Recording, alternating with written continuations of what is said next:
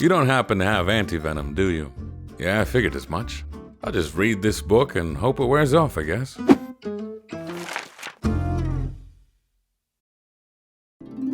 Elite Dangerous, created by Frontier Developments, is another one of those spaceflight simulator games that lures you in with the great expanse, and then before you realize it, you're working a second full-time job as a miner, a pirate, or an assassin. God, how do they get me with space capitalism every time?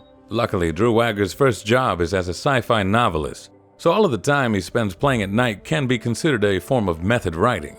That's probably why his book Reclamation is considered to be the best Elite Dangerous novel, and why he was personally commissioned by Frontier Developments themselves to create a sequel with a rather unorthodox development cycle. Frontier Developments wanted to host a massive in-game event where the community would try to protect or kill Drew Wagger's character. The outcome of the events would be written into the book. From the outside, this sounded like a good bit of cheeky fun and cross-promotion. Drew Wagger gets to promote his novels, which promotes Elite Dangerous, which promotes his novels, back and forth, and players get a chance to see themselves in their favorite book. From the inside, the stakes couldn't have been higher for the lore enthusiasts, because the character Drew Wagger was playing was at the center of the mother of all grand conspiracies. His character Salome was essentially Princess Leia from Star Wars on steroids. Imagine if George Lucas decided to do a live-action roleplay session where he dressed up as Leia. Oh, maybe. And if you killed or protected him, you'd get to be written into Star Wars itself. No one was more excited than a group of role players known as the Children of Raxxla, devoted to Salome and unraveling the web of political conspiracies that threatened her safety. It was them that made up the majority of her defensive entourage. Together with Drew Wagger as Salome, the commanders repeatedly practiced fighting through a simulation of open space alongside the precious cargo, but she was shot down every time. It wasn't until weeks later that the crew abandoned the idea of fighting altogether, and instead opted to focus on coordinated defensive maneuvers and evasive action. In one such practice run, Salome made it through alive. There was hope. Hope wasn't enough for the Premonition Allied Coalition, a group of players who thought themselves to be the best fighters and strategists Elite Dangerous had to offer, and Salome's only real chance of survival against any open space hostiles.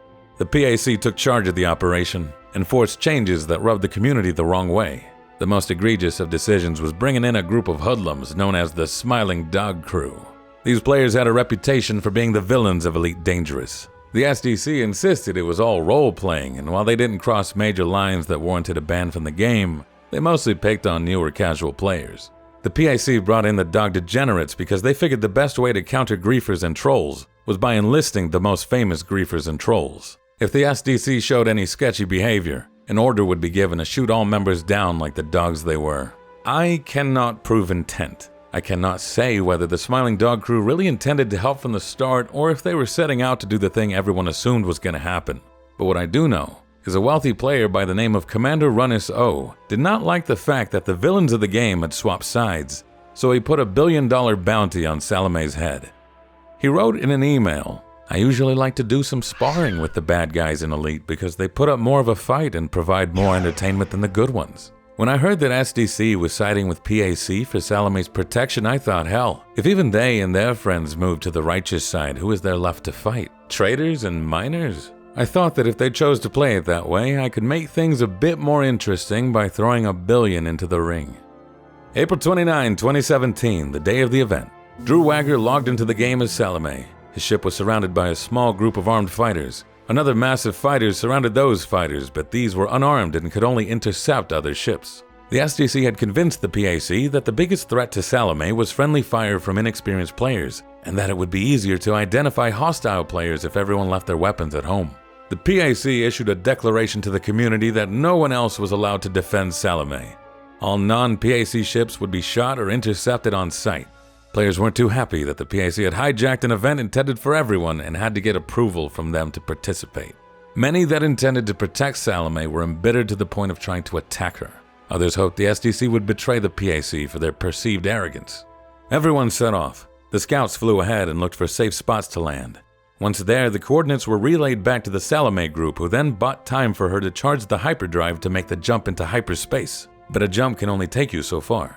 Salome was most vulnerable to being intercepted during the repair and charging of the hyperdrive, and the head start they had was all but gone. Rogue ships flew in to pull Salome out of supercruise to shoot her down, but all non-registered flyers were intercepted by PAC members. If anyone made a mad break to the center of the formation where Salome was, they were intercepted and shot down by the few ships approved to carry weapons. This worked better than expected for the first hour, but the damage to Salome's ship was beginning to add up, and the outer layer of the defenders was spreading thin because they weren't allowed to use proper weapons to fight off invaders. The space net wouldn't hold for much longer, and her chances of survival were non-existent. The Salome crew made the next jump, and that was the last time the main defensive group heard from her. In a bold move, the closest fighters to Salome decided to split away from the hive. They figured everyone would be too distracted looking for her in the middle of the fray, and that would be enough time to get their payload to its destination. Her ship had little means to fight back, and she was running out of resources to run. Luck didn't seem to be on her side either, as a non-playable character was targeting Salome for interdiction. Salome's ship was too weak to fight the tug of war, but her fighters kept her safe. They just needed to survive 6 more jumps. As part of the event, anyone on Salome's friends list knew her location, with a bit of a delay. One such friend on that list was a member of Smiling Dog Crew. He had been following the party from the moment they split off from the thousands of players who vowed to defend her.